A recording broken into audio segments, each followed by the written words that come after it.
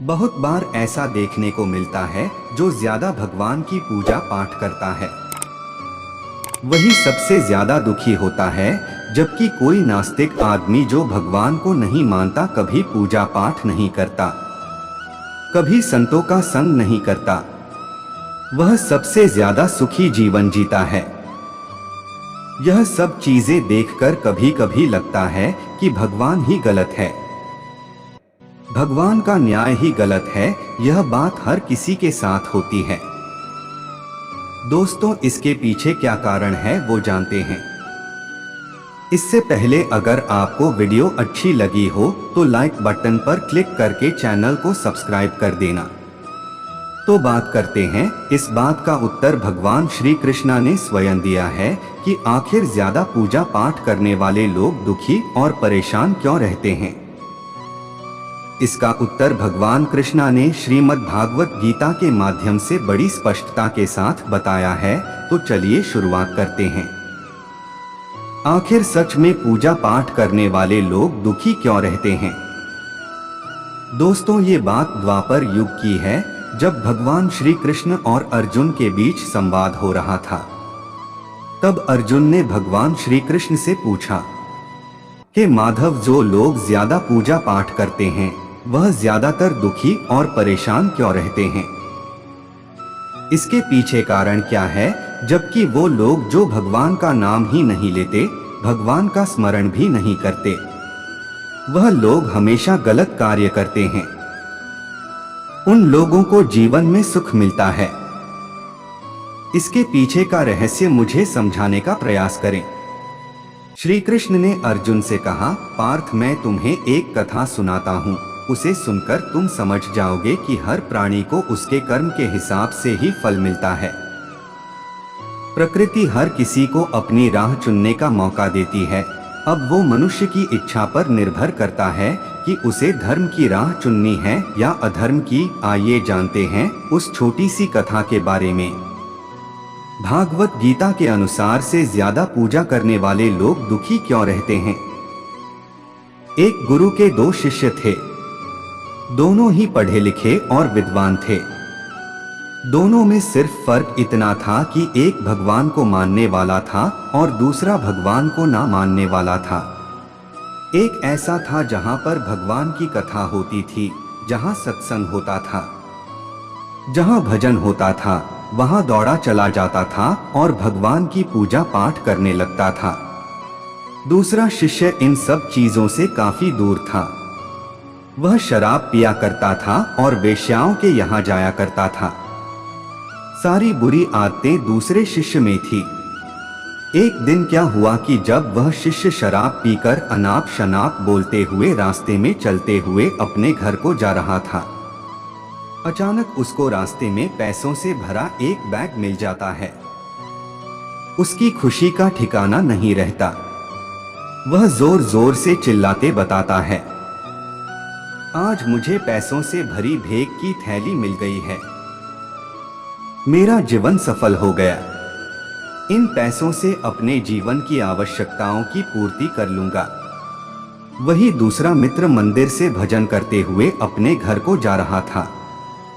अचानक उसके पैर में बड़ा कांटा चुभ जाता है। रक्त निकलने लगता है। ठीक उसी समय दूसरा शिष्य भी वहां पहुंच जाता है और हंसते हुए उसको बोलने लगता है, क्यों, तुम ही हो ना जो सबसे ज्यादा पूजा पाठ करते हो, भगवान का भजन करते हो। क्या किया तुम्हारे भगवान ने मुझे, देखो मैं कभी मंदिर नहीं गया, मैंने कोई अच्छा काम किया है। मेरे घर में भगवान का मंदिर भी नहीं है। मैंने कभी अपने घर में सत्यनारायण भगवान की कथा भी नहीं कराई। भगवान के सामने कभी माथा नहीं टेका, फिर भी मैं कितना संपन्न हो अमीर हूँ। मेरे पास पैसों की कोई कमी नहीं है। सबसे ज्यादा सुखी जीवन में ही जी रहा हूँ। अच्छे शिष्य को उसके बात चुभने लगी। उसने मन ही मन भगवान से प्रार्थना किया कि यह तो सच बोल रहा है। मैं कितना पूजा पाठ करता हूँ और वह कुछ नहीं करता, फिर भी कितना सुखी है। इतना सोचते हुए वह अपने गुरु के पास चला जाता है और यही प्रश्न गुरु से करता है। गुरु जी मुस्कुराते हुए बोलते हैं, भगवान जो करते हैं अच्छे के लिए करते हैं। जिसकी जैसी योग्यता होती है उसको उसी के अनुसार फल देते हैं। अब तुम्हारे प्रश्नों का उत्तर तुम जानते हो। भगवान ने पैरों में ही क्यों कांटे चुभाए और उसको पैसे से भरी बैग क्यों मिली? सुनो, तुमने पिछले जन्म में बहुत पाप किया था, इसलिए तुम्हारी आज मौत होने वाली थी। तुम बच गए क्योंकि तुम मंदिर गए थे, तुमने भगवान की पूजा की थी। यही कारण है कि तुम्हारी मौत ना होकर सिर्फ एक कांटा ही चुभा। अब तुम्हारे मित्र की बात करते हैं। वह पूर्व जन्म में एक संत महापुरुष था, इसलिए उसका जीवन बदलने वाला था। वह करोड़ों की संपत्ति का मालिक बनने वाला था, मगर इस जन्म में उसने कोई भी अच्छा कार्य नहीं किया। इसलिए पूर्व जन्म के फल के अनुसार उसको थोड़े से पैसे मिले, जबकि वह अरबों के संपत्ति का मालिक बनने वाला था। भगवान को दोष देना छोड़ दो, अपने वर्तमान के समय का सदुपयोग करो, भविष्य अपने आप सुधर जाएगा। इस प्रकार उसकी आंखें खुल गई और उसी पूजा पाठ में लग गया। तो यही कारण होता है कि जो पूजा पाठ करते हैं वो इतना दुखी क्यों रहते हैं। कथा सुनाने के बाद श्री कृष्ण अर्जुन से कहते हैं, पार्थ, क्या अब तुम्हें तुम्हारे सवाल का जवाब मिल गया? ऐसा सोचना कि भगवान तुम्हारे कर्मों को नजरअंदाज कर रहे हैं, ये बिल्कुल भी सत्य नहीं है। भगवान हमें कब क्या किस रूप में दे रहा है मनुष्य को समझ में नहीं आता है। मगर आप अच्छे कर्म करते रहें तो भगवान की कृपा हमेशा बनी रहती है। इसलिए अपने अच्छे कर्मों को बदलना नहीं चाहिए, क्योंकि उसका फल हमें इसी जीवन में मिलता है। इसलिए मनुष्य का फर्ज है कि वो हमेशा अच्छे कर्म करते रहें, क्योंकि श्री कृष्ण ने गीता में भी बताया है कि किसी के द्वारा किया गया कर्म बेकार नहीं जाता है, चाहे वो अच्छा हो या बुरा।